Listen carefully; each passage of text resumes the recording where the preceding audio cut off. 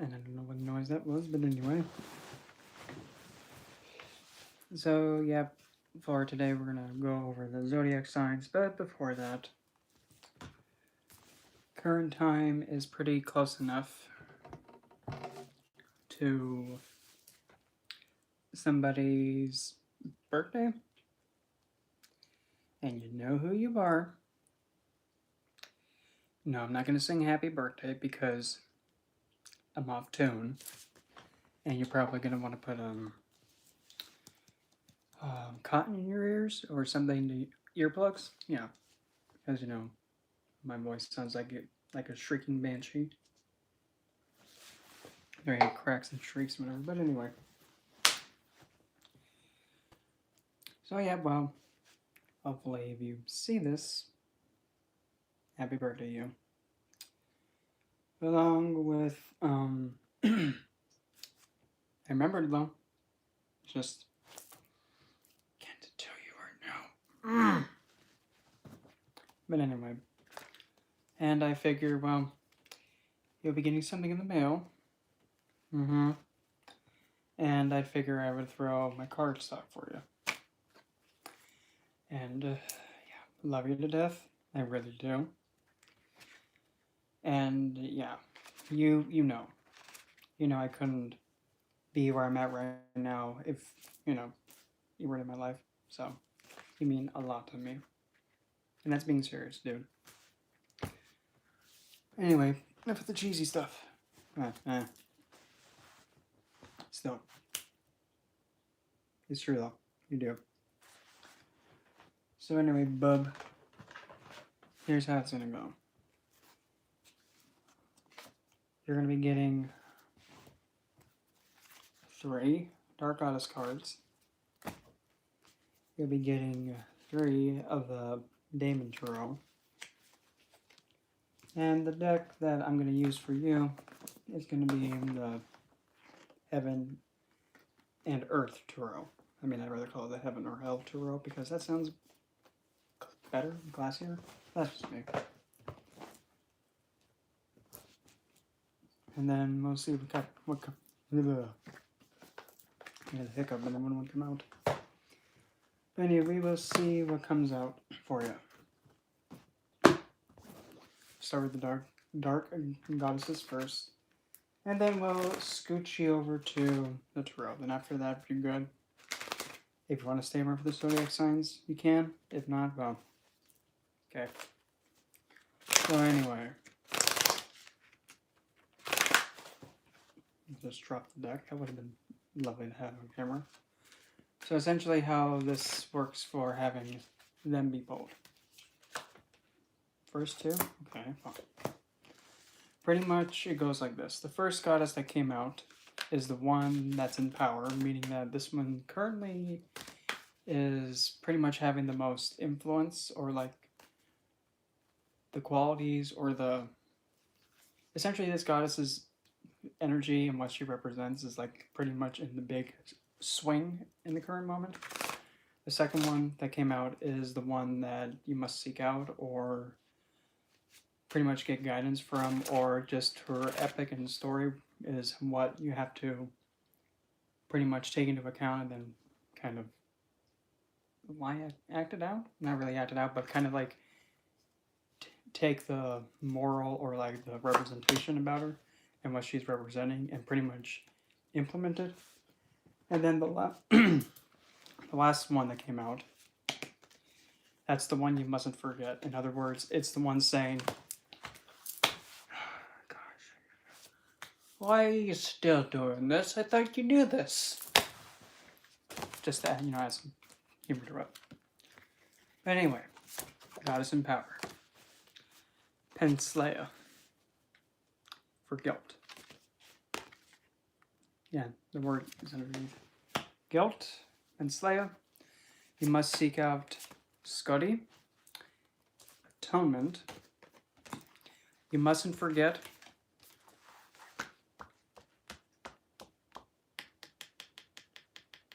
This is an awkward moment for both me and you. You mustn't forget. Hell. You know who that is. Oh, yeah, that's just... Anyway, the one in power being Pennsleia. In Greek mythology, she used to be the queen of the Amazons. And when she accidentally killed her sister while hunting, she felt so guilty that she could not live with the guilt anymore. So she picked a fight with the Trojans and actually have herself go into battle and get herself killed just to pretty much put an end to her not feeling guilty for accidentally murdering her sister. Essentially, right now, there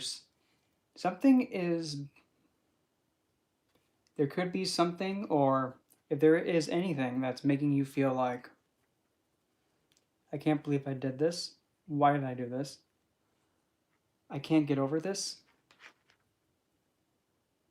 That's pretty much really the big heavy thing that's circling you.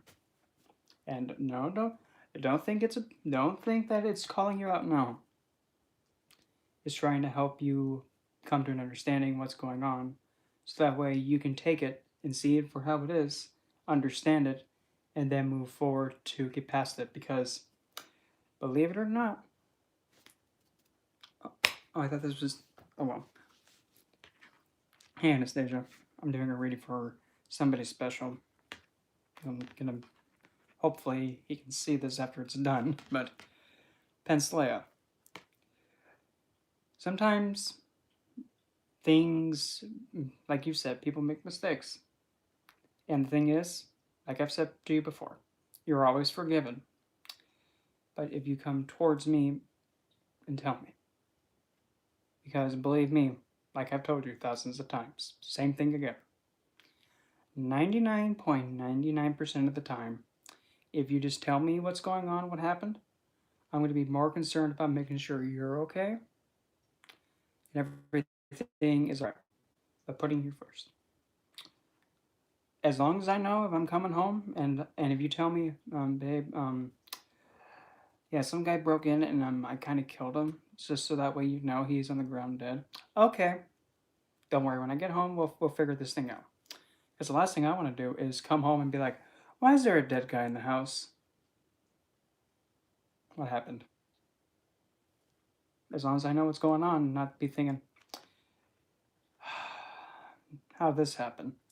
But just knowing that somebody broke in, okay, I know what's going on. So, don't feel guilty. And I know sometimes I get out of line and I admit it, but still. I'd rather keep you in my life than not, over something that is a misunderstanding. And you shouldn't feel guilty about the mistakes you made and some of the decisions you made, because I'm not mad about it anymore, because I'd rather you understand. I mean, because either way, still love you the same way as always, but sometimes, why?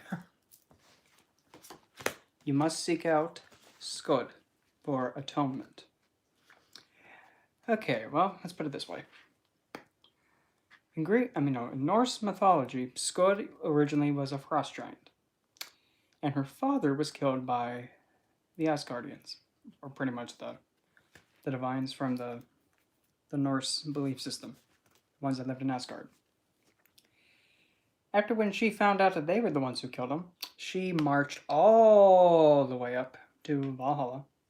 Hi, Carmen. She went all the way up to Valhalla, the rest kicked the door down and said, which one of you killed my dad? And all the gods were just all,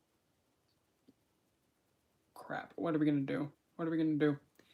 Then Loki decided just to go up to her and be all, hey, hold on there, blue lady. Who? Loki, get out of my way. Wait, no. You can't just first kick the door down. You know what? Why don't we have some festive fun? Has anybody ever told you you're annoying? Thought so. Good. Okay, we're going to put a blindfold over you. Loki, no. Shh. This is fun. Seriously. Now we're going to spin you around. And spun her around. Stopped her. And then pretty much he just said, okay, when I take off the blindfold, you're going to see, I think, how many pairs of feet again? 10? Oh, 3. Okay. And now you have to pick your favorite feet. Why? Because instead of, gutting all of us like a fish, we'll give you one of us to be your husband. Fine, whatever. Blindfold comes off, and then she picks the prettiest feet, only to find out, you chose Nur, the god of the wet world, the ocean. And Scott's like, oh, God. So they had to get married. And they divorced because they couldn't see each other because she was the goddess of the mountains and he was the god of the sea. So she got bamboozled out of that. But because of that, they actually welcomed her into Valhalla. And then she actually forgave them and felt like... She felt like she could pretty much make peace with what they did. And they were able to compromise that out. In other words, the best atonement is pretty much just understanding that you have security. And even if you do feel guilty and you made a mistake still, even afterwards, the best atonement is to just tell how you feel. Good, bad, truffle, it don't matter. Because at the end of the day, I'm still going to be sitting here. I'm still going to be with you. Still going to listen to everything you have to say, and I encourage you to. Just understand, you have security with me. I'd rather be with you and make me kind of feel fulfilled than not. And Marie, I'd rather not have that. And now let's get to the very last one. The one you mustn't forget. Hell. The word is concealment, but ignore that. You mustn't forget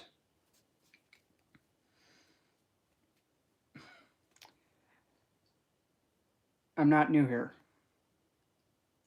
And like the times before, when you've told me and come clean, I already know.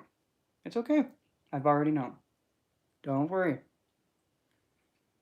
The idea, though, if you conceal and if you keep in the shadows long enough, it can cause immense damage then that needs to be done. And sometimes people don't say anything. Not because they don't know, but they may know, and they're giving you a chance to make, and they're pretty much giving you the opportunity to, they're giving you a chance to do the right thing. They're not saying a word, they're not doing anything, but they know, and they're having faith and hope in here that you're going to do the right thing and do what's best. And I've done that many times. I don't say a word, I don't step up, because I have faith. Still do. But the thing is, secrecy, in some regards, is necessary. Some things that are secrecy shouldn't be. And like what I said in the beginning, it doesn't matter if I somehow now had to figure out how to get rid of this dead guy in the house that just somehow, came in because he tried breaking in and then you just knocked him out pretty hard. Now he won't get up again. Well, now that I know that he's, kicked the bucket in the house, I know, okay, I know what I'm walking into. Then just being all like, oh, we're just going to put him in the closet. Then when I open the closet door, he just goes, "Er." And then I'm like, hon, how did this dead guy get in here? Yeah, that's different. I don't put a skeleton in the closet. Still, don't forget. Be upfront and don't be afraid. Like I said, I'm going to be more concerned about ensuring you're okay than the 0.0001% table flipping. And believe it or not, it does take a lot for me to really table flip. Even though sometimes you think I am, I'm not. Because I'm trying to figure that out for myself, how to help you see that I'm not just,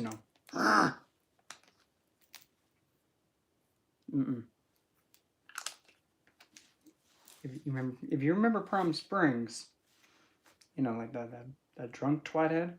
Yeah, that was almost borderline extreme, like countertop table flipping. Yeah, that's attached to like the counter. Anyway, so now the Damon Tarot. And now you're probably thinking, oh, why are you gonna bring out the demons and stuff like that? No.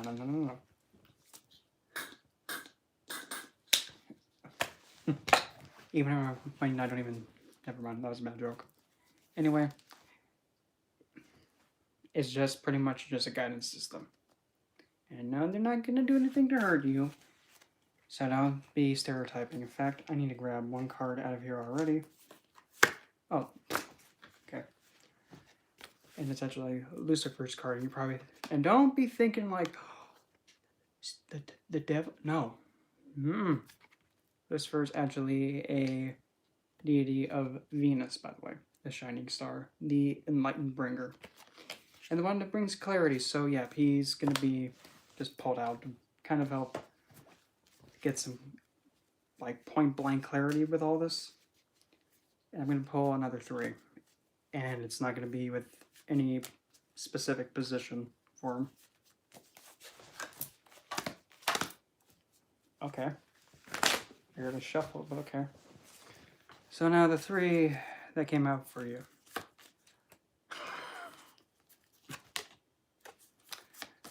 Well, okay. Augurus. Convenient. Amon, or Amun-Ra. And Furfur. And, yeah, we having the clarity and having the enlightened and bringing awareness to it. This is kind of a bit point blank. So, let me... Right now, I'm giving my, let's just say somebody very special, his, one of his birthday gifts, which is a reading, and another one, and after we're done with that, we're going to be going through the Zodiac signs. So people are just like, where's the Zodiac signs? Is after the reading, and you know, this is his birthday gift, so I guess just sit there and do this until I say, okay, Zodiac signs, but either way. So I'm going to start with Augurus first. Augurus is a duke that pretty much is known for his ability to teach whoever calls to him and he appears to any language they want to know. He also can cause earthquakes, or, you know, make people like do the hula, because like, oh, shaking. That was a comical one, though. But another thing he is also very good at. He's pretty good at making Lassie come home, if you know what I mean. Like, Lassie, come home. And then comes Lassie, the dog. Essentially, he helps people who are lost or needing to be found and come back home. I'm not going to say any more about that one. Then next is Amon, also known as Amun-Ra, as pretty much as an equivalent. And he's also very, pretty much, he excels with the ability to reconnect to people and have things become more peaceful and cordial, and having friendships, unionships be mended. And now, Furfur. The best way I'm going to put this is pretty much Furfur is, let's just say he invites mating season to come back around again, but the mating season is like pretty much like, and that's all I'm going to say. If you catch my drift, it's like, okay, we have, with this clarity, we have, you know, help get back home, become cordial, and go catching, you know, going hunting. And, you know, because it's mating season. Bad, Brendan. Oh, well, whatever. Don't look at me. That's just what came out, okay? Don't like it? Well, I mean, there's a lot of things I don't like either, but it is what it is. Now the tarot part, and then the last bit, and then you can go about whatever the heck you're doing. Okay, I'm just gonna make this as quick as possible. I'm just gonna go with the regular Celtic cross spread. I'll make it quick, promise.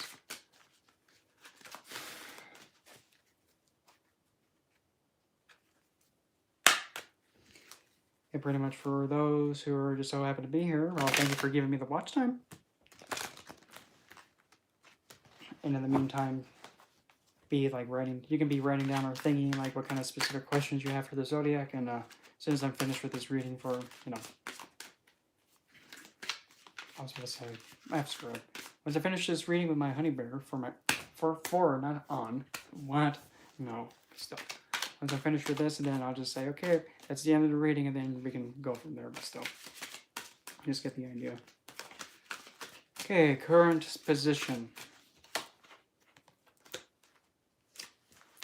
Six of Wands, so we have a card of victory. And, well, it's kind of waiting. I mean, that's good to have you being in a state of actually being victorious. That's encountering. Six of Cups. You're in, oh, wow.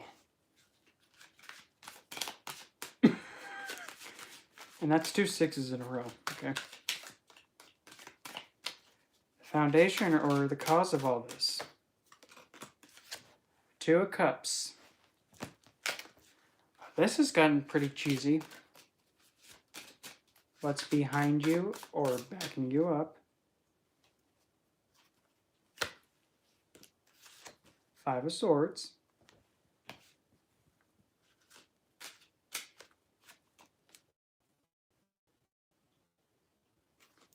What's on top of your head? Or most desired outcome? The World.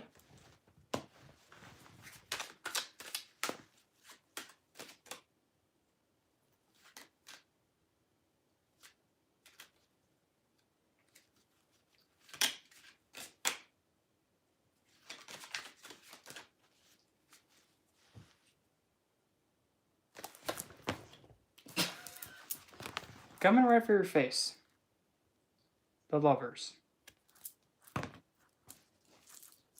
Heard it from me. I mean, heard it from the, pile of cardstock. Self-perception.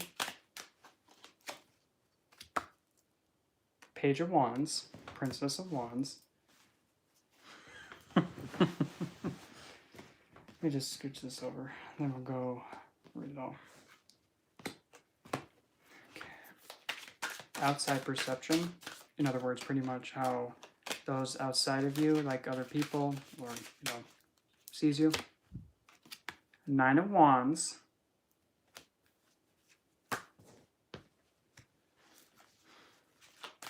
You're hoping for, but also deathly afraid of.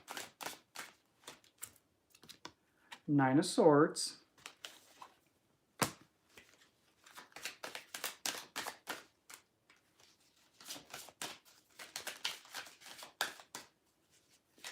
And potentially the most likely outcome to come about, Temperance.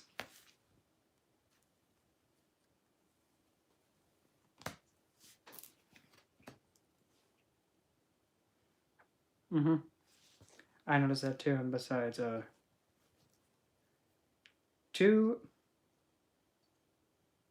3 sixes, like 3 cards that are 6.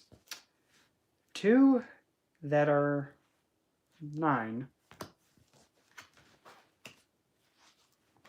And I mean, I still have like 3 more cards to pull to make it completely finished, because the last 3 are like either clarifying or advice cards. So clarifying the Temperance, we have Wheel of Fate or Wheel of Fortune. And no, we're not playing like whatever that game show's called, like Wheel of whatever the heck. Fortune, I think that's how it goes. Yeah, that was it. We have Wheel of Fortune, Twinkle, twinkle, little. There's the star. I'm gonna be like, I'm gonna laugh my tush off if something silly comes out.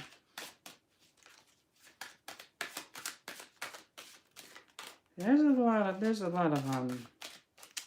also a lot of major going on in here. That sounds so bad. And last but not least, the last clarifier is the he who font. Okay, so I'm going to take this from the top. I'm going to go backwards. Flag them all around.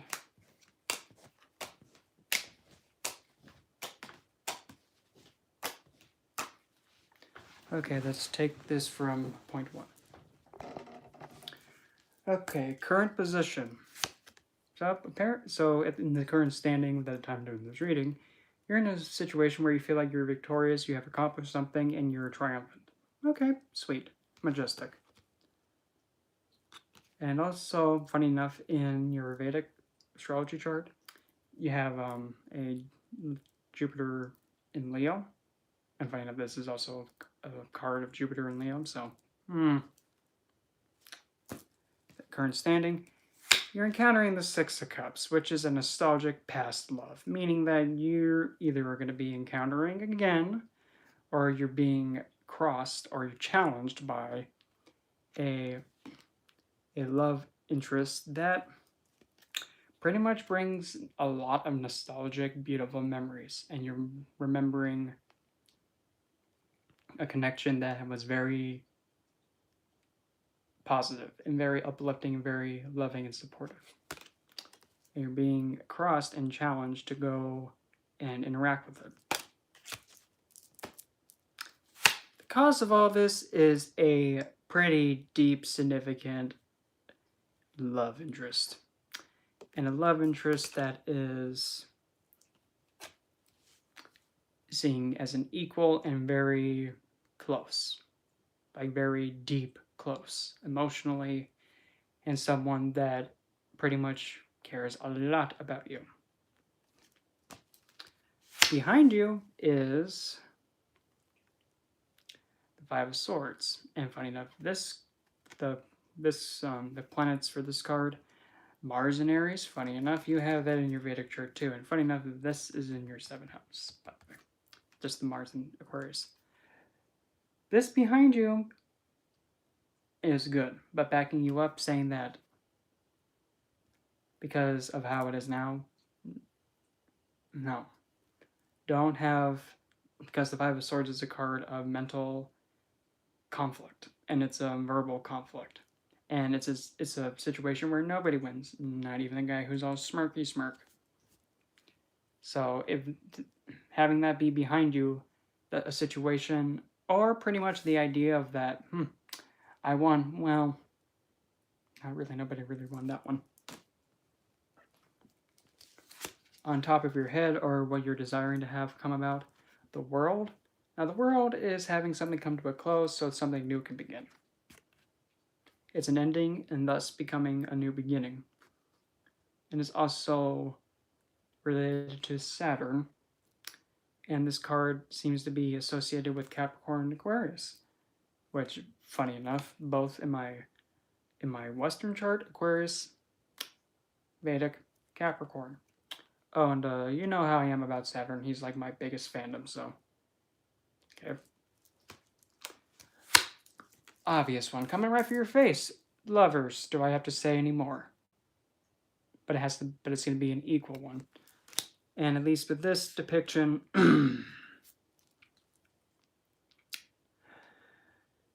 it's kind of like, just by looking at the picture, you see the divinity figure kind of like pointing and aiming a sword down to Adam's head. So in a way, it's kind of, I'm getting it's just like, even maybe divinity is getting, trying to help you out by telling you, just go and just take it back. You're fine, dude. Now, please. Come on, dude. We love you too. Come on. Go. There you go, kid. And like how he's holding Eve, yeah. It's like that's unionship Wait a minute, is he? Okay, yes, he is. At first, for a split second, I'm thinking, I don't even see his other hand. And I'm thinking, how is he lifting her? Where's his hands? And I'm thinking, and I was just thinking, just like how Eve is positioned, like, wow. It's like somebody has quite the muscle strength. Bad. Anyway. Self-perception and how you're seeing yourself. Now, don't be thinking like, that's a girl card, Bran. I know. It's the energy.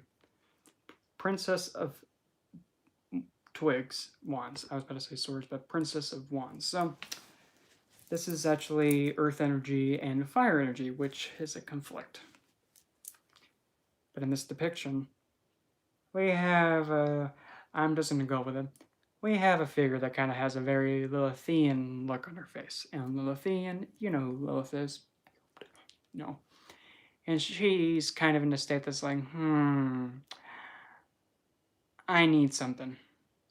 Or essentially, you're pretty much having the immense will and need to express something. Yeah, I do too. But there's something that you're having a lot of drive that you're wanting to say, and the pages, princesses, are usually messengers. So, what is on mind? Speak it, and let it flame out. I mean, flame on, I guess. Flame on. You're not the Human Torch kid. If anything, I'm like Iceman. Outside perception. We have 9 of Wands, and what's funny, your Western chart this is a card for Moon in Sagittarius. Western chart, you have a Moon in Sagittarius. Anyway, outside perception. I can say, at least from my point of view, sometimes I think, and sometimes maybe even everybody, sometimes people also think, we know there's something wrong. We know that you're hurting, but you have to let the walls down. And no, don't hit me in the head with a stick. Don't do it. That's not nice. Don't twig me, please. That's not the thing I told you to stick with, okay? Please, don't. No. Wrong. Anyway, make sure that you understand that we see that you're in a position that you need support in. Just let the walls fall. And don't, for the Lord Lanta, don't hit me upside the head with a twig. Please. Not the face. Hoping for, but also deathly afraid of. 9 of Swords. And this is what I'm getting from this. You're hoping for these sleepless nights, this anxiety, this depression, and these nights where you just break down to stop. But you're also afraid that it's never going to end.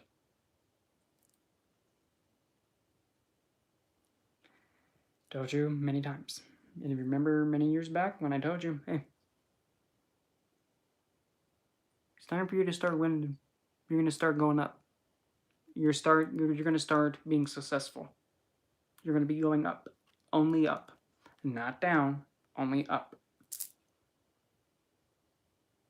And I remember telling you to say it again and again and again, not looking right at me.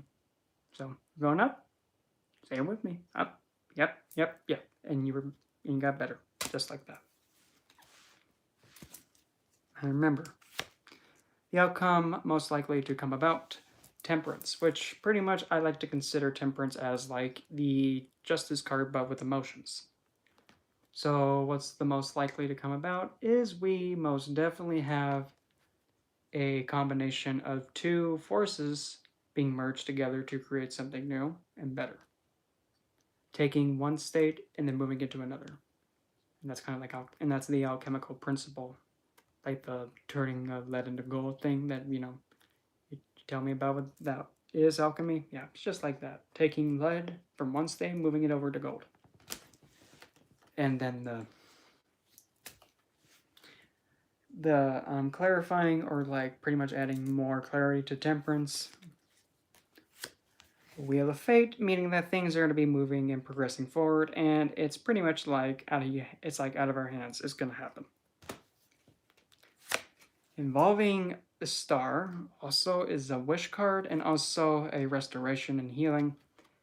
But also it's one of the cards of Aquarius, which, oh, that just so happens to be my moon, ascendant, retrograde Saturn, and my Lilith placement. Oh, and by the way, you have the same Saturn, but not drunk and Lilith as I do. So it's like,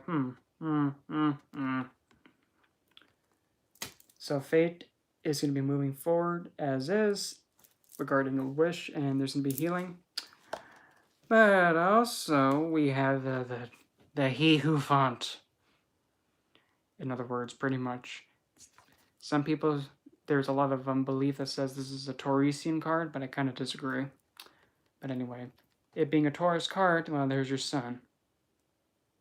And anyway, Taurus is usually seen, if it's like regarding a love interest or anything like that, it's actually considered to be one of the marriage cards. Imagine that. But also the Hierophant is something that's really traditional. It also can be seen as a very philosophically intelligent person, morally intelligent person, and somebody who is willing to take their experience of life and guide others with it. Very traditional, but at the same time, it's best to go at it in a way that's pretty much saying there's a high sense of dignity and moral choice with the outcome of the Temperance. So, and with all the other oracles that were pulled, all I can say is, as soon as, yep, I mean, I'm not surprised. But then, all I can say is, I'm just waiting on you because there's a lot of good news. A lot of good news. And yes, one of them happens to be the thing we were talking about before. But, you know, gotta message me back, silly. But anyway, that was your reading, mister. Happy 29th birthday. I didn't forget. Because you know me, I don't forget. And, yeah, you're free. If you want to keep watching, love, you can. If you don't want to, well, happy birthday. No, I'm not going to sing. Because knowing me, I'd probably make everybody in this room deaf. But anyway, so, that was your reading. Have a good birthday. Don't be crazy. Yeah, go crazy. Just, you know, don't be too wild out there. Okay. So now, thousands of years later, now we're on to the Zodiac signs. And I'm going to be going through all 12. 12. Not 13, not 14. And I'll be explaining why it's only 12, not 13 or 14. And I'm going to grab some water because my throat is dry, and then I'll be right back. If you have any questions before I start regarding to Zodiac signs at all, just plop them in and I'll answer them when I get back. I'm going to move that out of the way so, you know, we don't have a cross shot, because that's not very nice. Well, some people.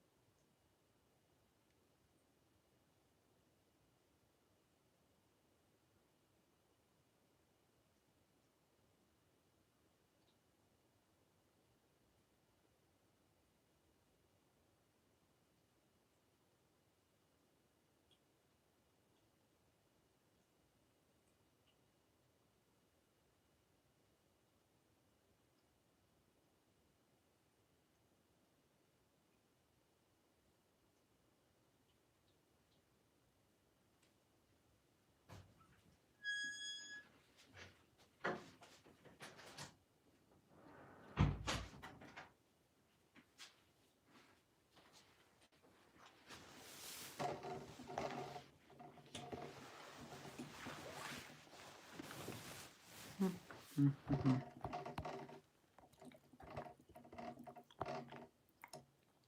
Wow. Okay, well, so now the zodiac signs. This is where we're going to have a lot of fun with it. So, essentially, like how the houses are set up, like houses 1 through 12, essentially they kind of have a similarity to the zodiac signs, and the same vice versa.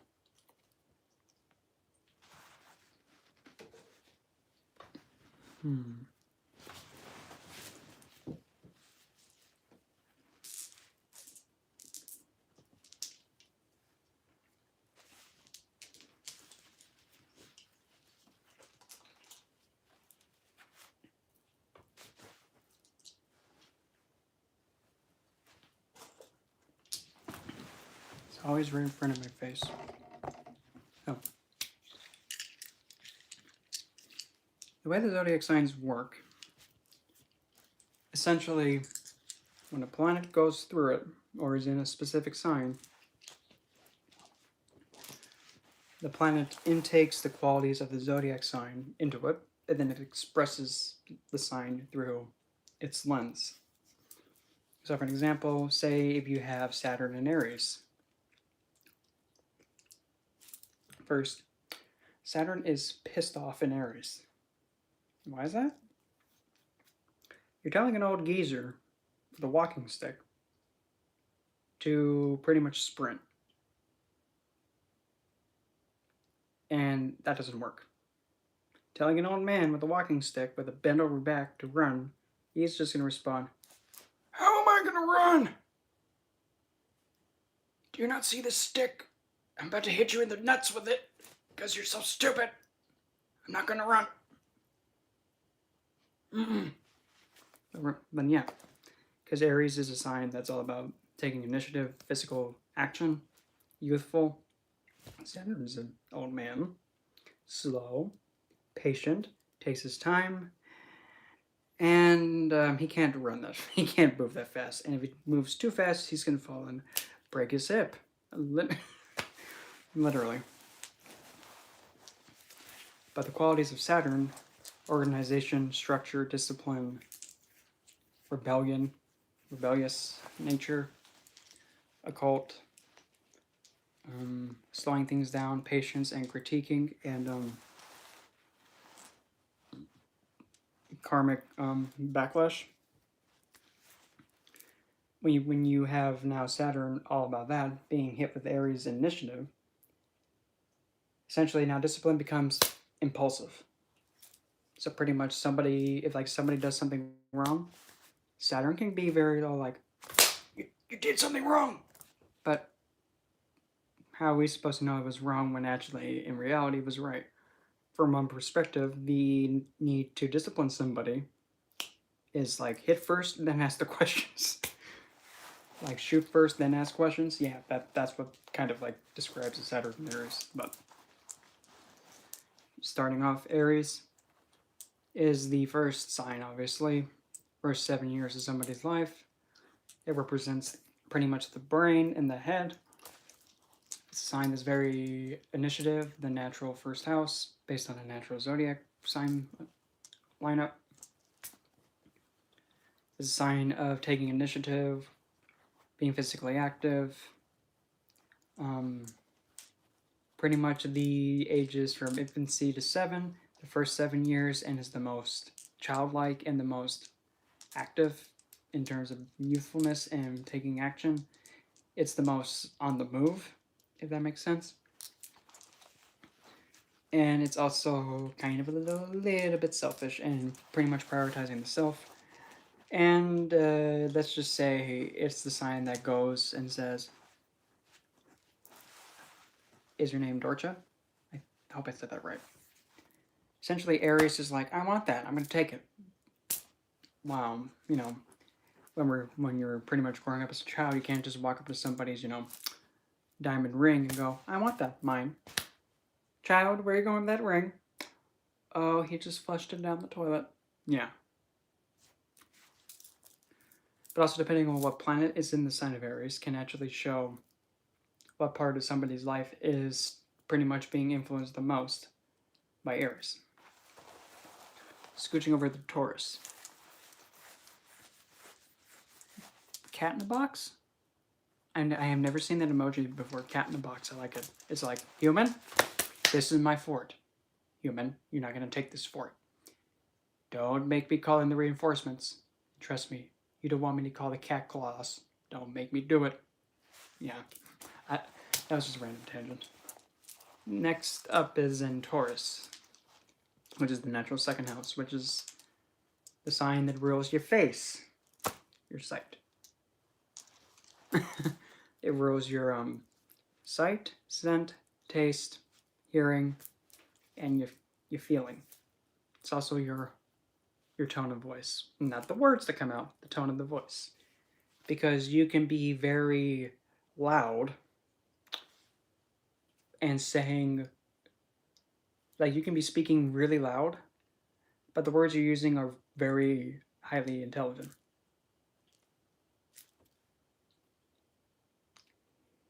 Not all the time. Not all the time.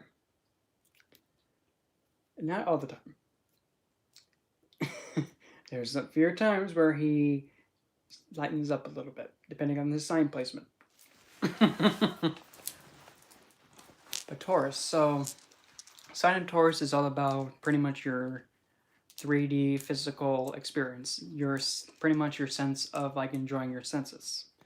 It's also the sign that's related to fixed assets, your family assets. It's also the house that rules the food that you intake. It kind of also shows you your preferred taste in food, drink, your preferred music, the way you'd like to express yourself on the 3D level. Expressing the self through like means of writing and communication, that'd be more like the third. And also the fifth, but that's coming up.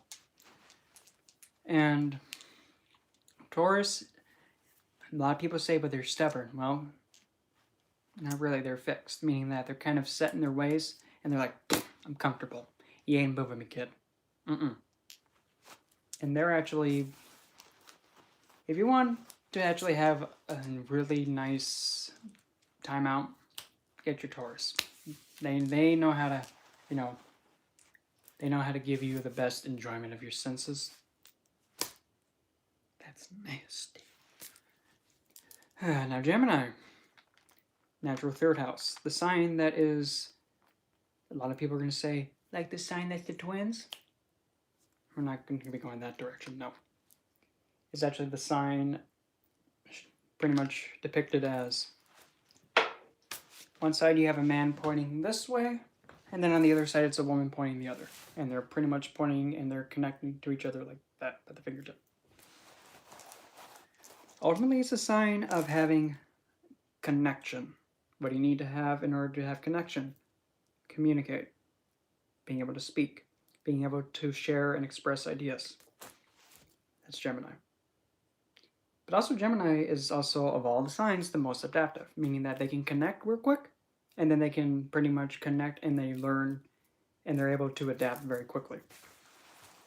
And also, since they're pretty much the first mutable sign, depending on if they're closer to Cancer or Taurus, if they're more closer to Taurus, they're kind of a little bit more, how do I put this? They're a little bit more whimsically woozy about the senses.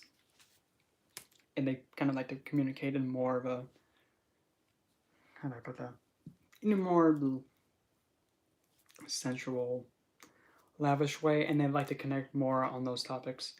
While closer to Cancer, they tend to kind of communicate in a way that's more protective and more nurturing and more supportive and more secure. But if you have a planet in 15 degrees of Gemini, you have found the most purest part of Gemini. Because that's the degree point where it's just like, well, I'm literally all over the place. Because Gemini is just is a sign that's kind of whimsical. The most chaotic is Aquarius. Aquarius is fixed airs, like, Aries is just going, and it doesn't have anywhere to go. Gemini can go, it moves quick. Libra can only go. Aquarius is just all over the place because it's like bouncing off the wall because you're trying to contain it. That's the best way I can put it. And the Cancer. Cancer is one of the signs of moksha, and that's your Cancer, Scorpio, and Pisces. Oh, and I almost forgot this too. Gemini, Libra, and Aquarius. Those are actually your signs that actually bestow you your desires. Your air signs. Gemini, Libra, Aquarius. Those are your signs that will give you your desires. Third house, or Gemini, is your skill set and your talents when you're way of communicating, expressing the self. Seventh house, spouse figure, other people, contracts, negotiations, and having someone to be able to connect to on a deeper level and be able to give and take and build tighter bonds. Aquarius, related to the sign of hopes, wishes, desires, and fulfillment, and pretty much taking prosperity to those all over the world. That's also bestowing wishes to others throughout the world. Prosperity. The air signs are your desire bestowing signs, believe it or not.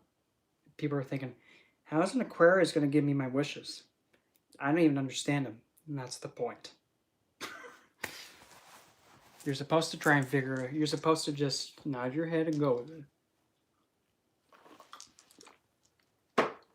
Anyway, Cancer. Cancer, Pisces, and Scorpio are your moksha bestowing signs. In other words, they pretty much purity and feeling nurtured in your emotional aspect. Well, as we know, as Cancer is known to be like this very hard shell, but really deep sensitive on the inside. Cancer is also, believe it or not, the sign of the Divine Mother. Because what is the closest thing to you pretty much the first beginning of your life? Usually. Mother figure. That's the closest person that you're ever going to be to. And also the longest. In comparison. So, Cancer is also, it behaves like Aquarius when I get to Aquarius, and I'll explain why. But Cancer pretty much is a family-oriented sign that also rules conveniency, vehicles, security, nurturing, and also elementary school up until 5th grade. But then when you start getting into your teen years, like that'd be kindergarten, pre-first, all the way up till 6th, 7th grade, around there. Then after Cancer, we have Leo. Leo, natural 5th house. Leo is pretty much that sign that likes, I did something great, guys. Come on, appreciate me. I know, I go out with a bang, huh? Admire me, damn it.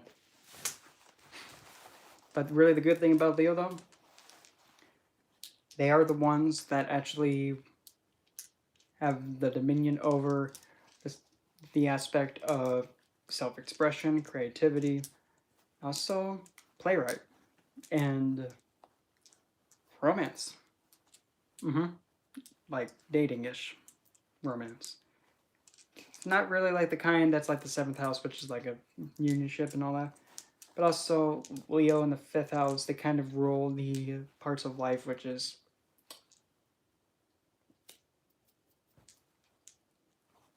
pretty much you're about to graduate from high school, now you're going off to university. And that kind of like rolls in there. And Leo's is a sign that likes to be like patted on the head.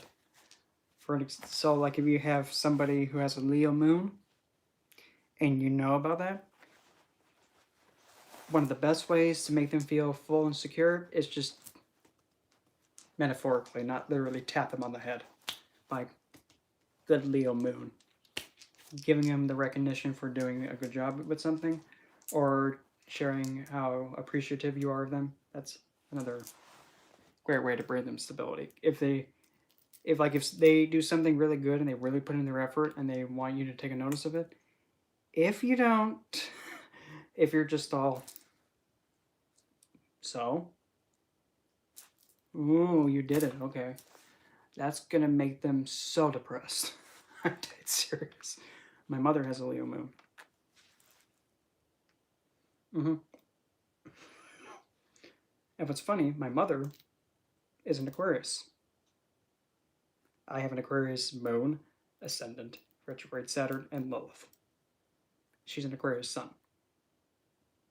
So, essentially,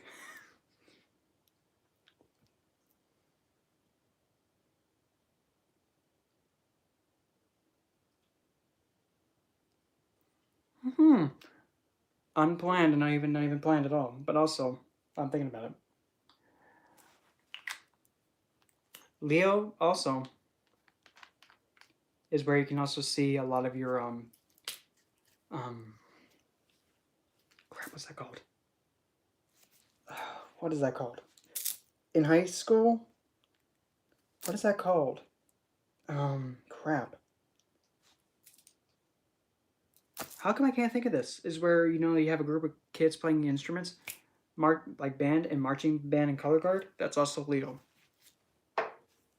Because, well, if you're in the marching band and if you're doing color guard, you kind of got to be flashy. What sign's flashy? Leo.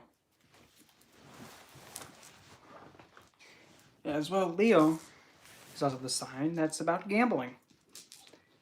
Stock market. The legal kind of gambling.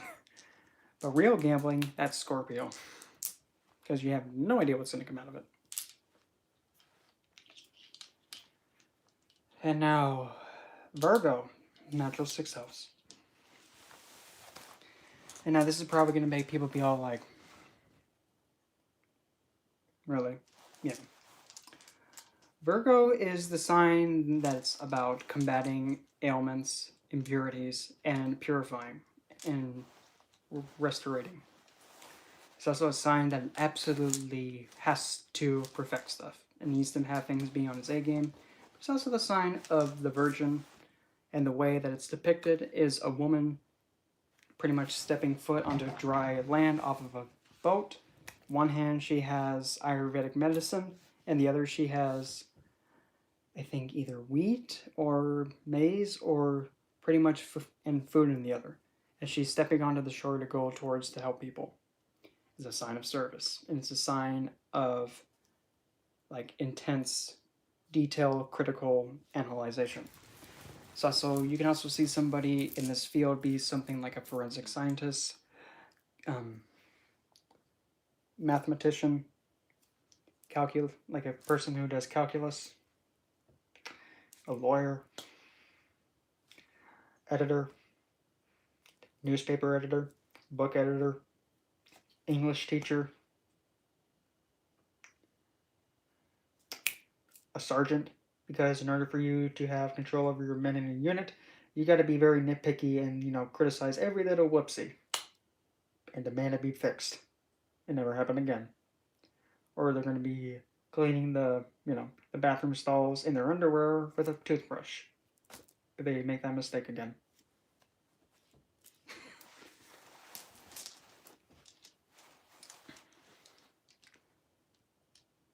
But also, since Virgo is also a sign that's also of natural self-beauty, believe it or not. Now, Libra. Libra, which is my sun sign, at least for the western side.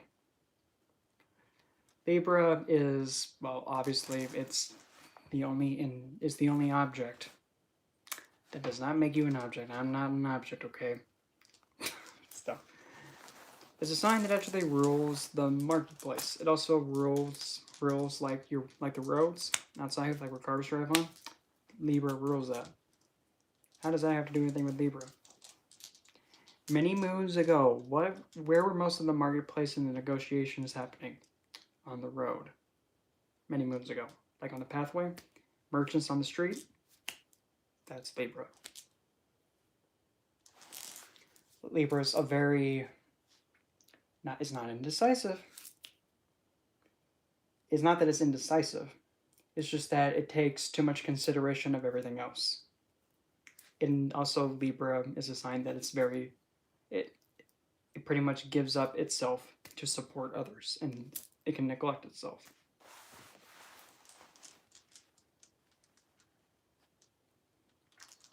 Of course, yeah, it's very alluring and very flirty, very gentle. But of all the air signs, it's the most charming. That's the best way I can put it. In Libra, actually, on the body, Libra actually rules like where the hip is, and a little bit down. There's your Libra, because well, there's the waist down a little bit, the scales, middle piece, the trunk, like the middle of the body, down. There's your scales. And now, this is actually one of my favorite signs to talk about next. Scorpio. How can you say you like Scorpio? You must be psychotic. No. It's just that Scorpio, the way that it is, it's supposed to be like that. Like I've said before, Scorpio is the most devoted sign. Is it a good devotion? Like devoted to the point where secure? I'm actually going through all the zodiac signs.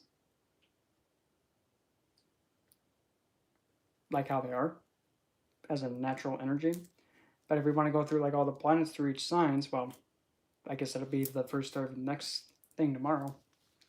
But Scorpio, like I said, is the most committed, devoted sign. Is it a good committed? Like they're pretty much fixed on you and not going behind your back? No, I'm not doing sun signs. I'm just going through all the signs of their natural energy. When you put a planet in a specific sign, it pretty much speaks its significance out with the sign going through it, if that makes sense. But Scorpio, as its natural energy, is the most devoted. It's the most intense. It can be the most loving and devoted and committed, but also can be the other way around, the most obsessive and jealous. Scorpio's a is a double-edged sword with Scorpio. One side you can get something that's devoted to you and committed. You can have another side being like intensely obsessed.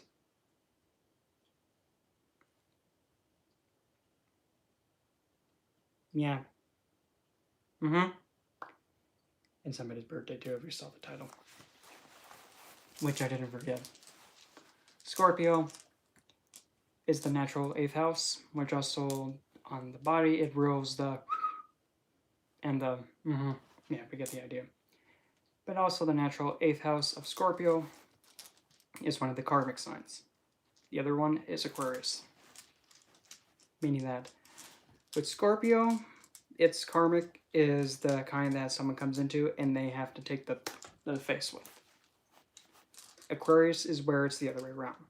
They get it, but they give it away. And they're like, nah. They give it off to other people instead. That's how the two karmic things work. But with Scorpio, it also has the energy of occult, like breaking through and cutting through the heart of the matter. It's also deceptive. It's fixed water. It can be purified water that's like ice, pure ice, or it can be fixed water. It just depends. And also, yes, like I said earlier, Scorpio is the sign of gambling, and you don't know what's going to happen. It's also, funny enough, the sign that actually rules the law of probability. What are you thinking?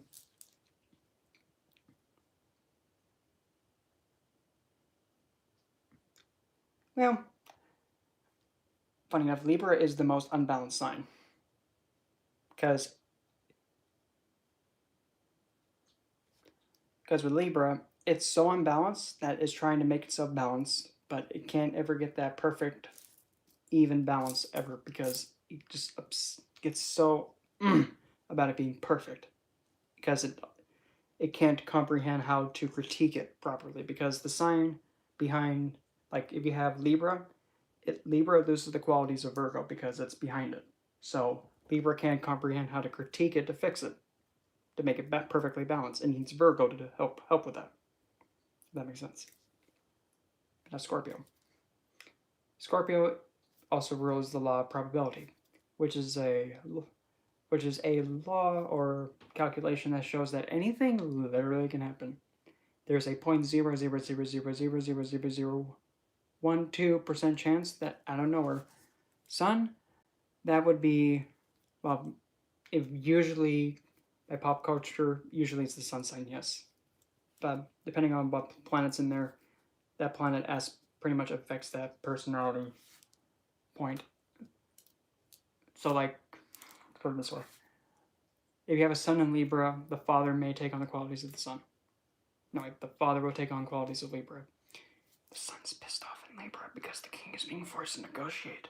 A king doesn't negotiate. He just takes. The Scorpio has pretty much the quality of essentially, with the law of probability, you're just walking minding your own business. You stop at this, like a crosswalk, and you wait your turn to cross the street. You look to your left, and then you don't see anything. You look to your right, and then all of a sudden you just see a whale just looking you in the face, just out of nowhere. And it just goes, and then it just vanishes. That's Scorpio. It comes out of nowhere and leaves you, what just happened? Did that just happen right now? And then something taps you on the shoulder, you turn around, then you see Smokey the Bear being all, you cut down my forest. What is going on here? I don't know what's going on. And then, like, an ambulance comes by and just looks at you and says, get off the drugs, kid.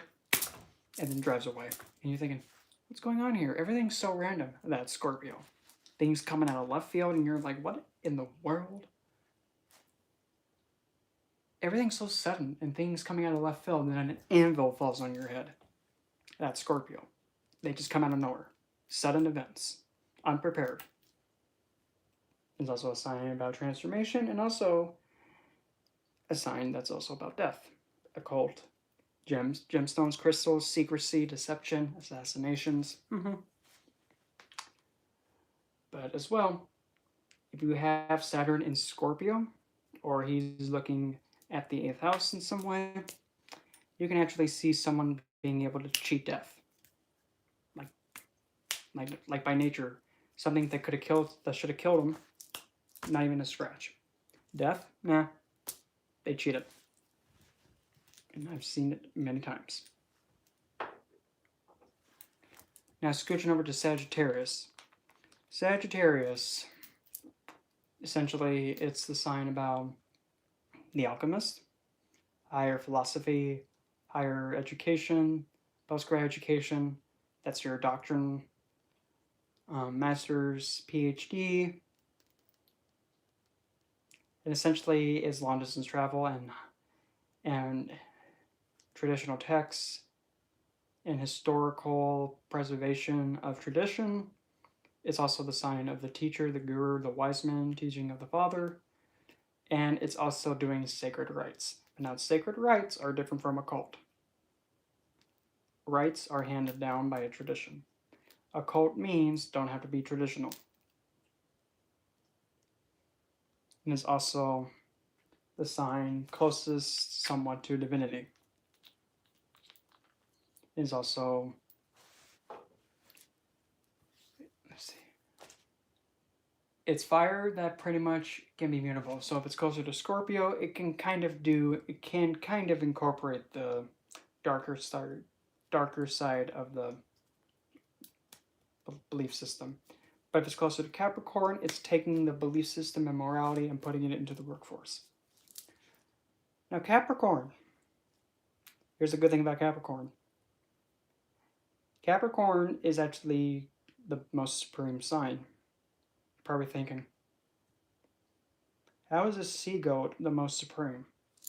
Originally in Vedic, it's the sign of the crocodile. But in Capricorn, there are a total, usually all signs have a total of at least 3 nakshatras or decans. Capricorn has 4. 4, not 3, 4. The only one that has the most. The first decan is where the second one is, behind it. Then there's the next one, and then the next one. Capricorn has 4, making it the most supreme. And if you have a planet in the very, I would have to say from the, I think it's the 9th degree up to the 16th degree of Capricorn. Might be back by 2. No, it's, I don't have it off the top of my head. From the 6th degree to the 14th degree. Yeah. That's the other decan or nakshatra behind the first.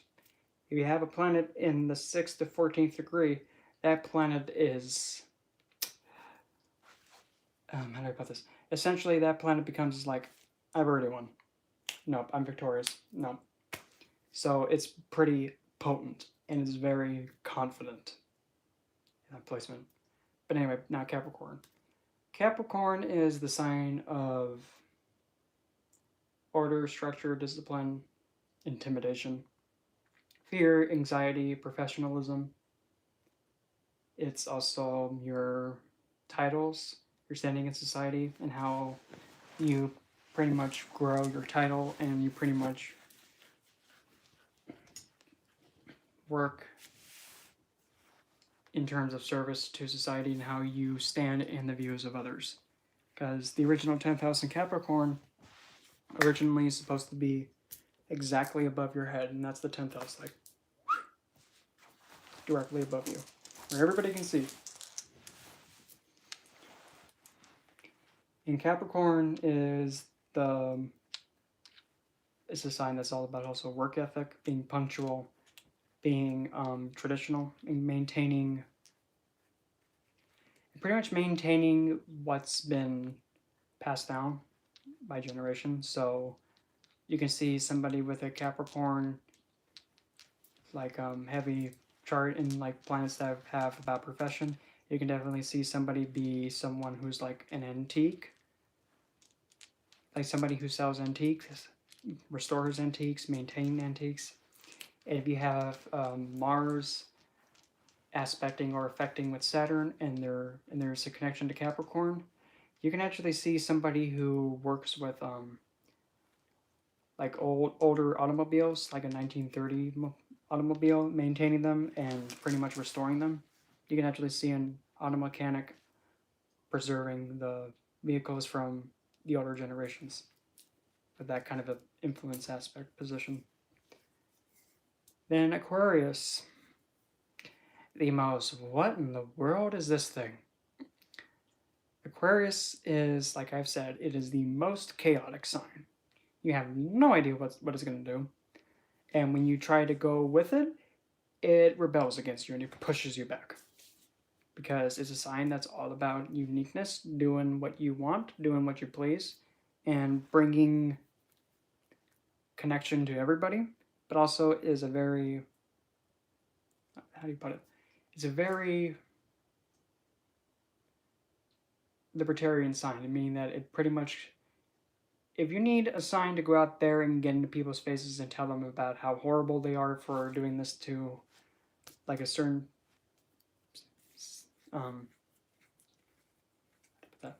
like a certain type of people, like Aquarius is a sign that if you need someone to stand up for any kind of rights, they are the best one to do it, because they are the ones that go, oh, you think, they can't get married because of this little small thing? Wow. Stupid. And yeah, they will, and even that crazy to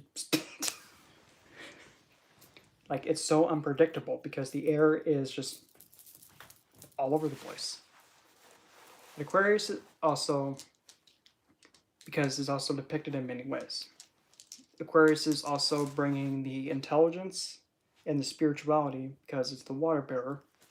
It brings the spiritual side and uses his intelligence to pour it onto the earth and give it to people. That's one depiction. It's usually seen as an old man with an urn and he's dumping it over his shoulder. And then we have the other way it's depicted.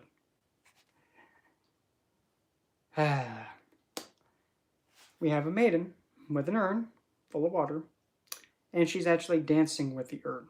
Like she's taking a step and she's throwing her arm over like this and pouring it down, kind of like she's dancing midair.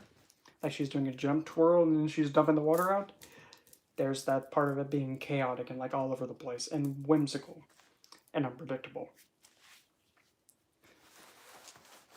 But because of that too, Aquarius is also a sign that you can actually see someone doing works that are like jet ski racing.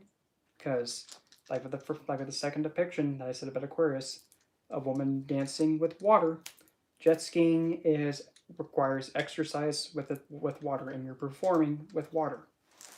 That's a performance with water, dancing with water. And as well, with Aquarius, like I said, don't even try and bother figuring them out. Just nod your head. Just go with it. And also, yes, it's also the sign that rules conspiracy theories, yes. But again, that's the big keyword, theory. Just because it's a theory doesn't mean it's real. And yes, it's also the sign that grants desires and wishes. And then we finish it off with Pisces. Pisces is the most spiritually deep sign of all of them. It's also the sign that also rules about, it's like the last sign that shows like escapism and being kind of not really, kind of feeling like a sense of being like, why am I here? I'm lost. It's like a sign that's really connected to the 12th or the other dimensions or other plane, that it's just, I have no idea where I'm at and what I'm doing. Why am I here?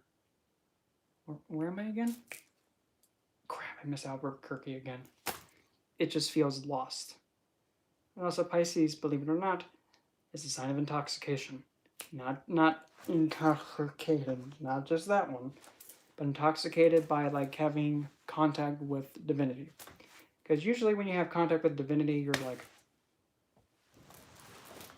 oh Lord Lanta, I just saw divinity. I have no words. Yeah. And that's actually the highest point of being intoxicated. It's encountering divinity to the point where you can't even speak. You can't even use the right words because you're just so stunned by it. You're being intoxicated by divinity. And really, it also rules the fate. It's immutable. Closer to Aries, it's kind of more on the ground. Well, with Aquarius, it still has this logical side to an extent. But, you know, it still kind of may not make sense with the planet being close to the Aquarius Pisces area. Because that planet is still like, I'm lost. I don't know where I'm at. If you have Mercury right in there, it's like Mercury's trying to think, how come I know this, but I'm lost with it? I know this, but I don't know. I can't even think straight. I'm not even straight. I'm both genders. I don't get it. This is bugging me. That's how Mercury thinks of Pisces, and that's kind of his pissed off spot. But other than that, he's comfortable with any sign because he's always curious. You know, like a curious Georgeman on a monkey. And regarding Oedipus, it's not a sign. Because 12 signs, 30 degrees long for each sign, that makes 360, which is a full circle. You add another sign into there, now you have 390 degrees. There's also another school of thought that says add another sign for 14. Congratulations. You know what you just made? One circle, 360, 390. Congrats. 420. Very clever. What a very clever way to try and get 420, bro, in astrology. Very slick. Very slick. Oh, and also, by the way, it is 420. Happy birthday, dude. Again. If you have watched this long, hon, I'm really impressed. But then again, if you do, well, good. I don't even know how he put it on me. Yeah, that's really all the 12 signs. And some people do say, well, you put it in where Scorpio's at, and then you just add the rest of the 21 degrees. No. Don't be cutting off a sign, making its degrees points smaller. Because you're going to mess up everything up. You're messing up the decan placements, the nakshatra placements, and now you're making Scorpio only 10 degrees long, and he who handles snakes 20. That's not balanced, and that makes the 8th house that big. No, leave it alone. And that's the mathematical part. 12 signs, 30 degrees each, makes 360, full circle. And that's using arithmetic and math to figure that out.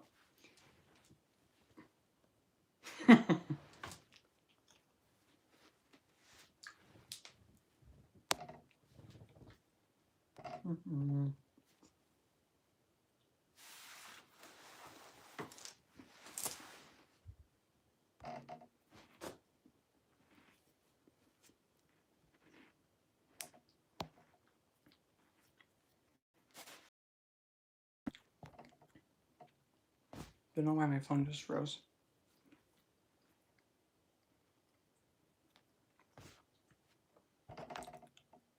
Why is my phone frozen?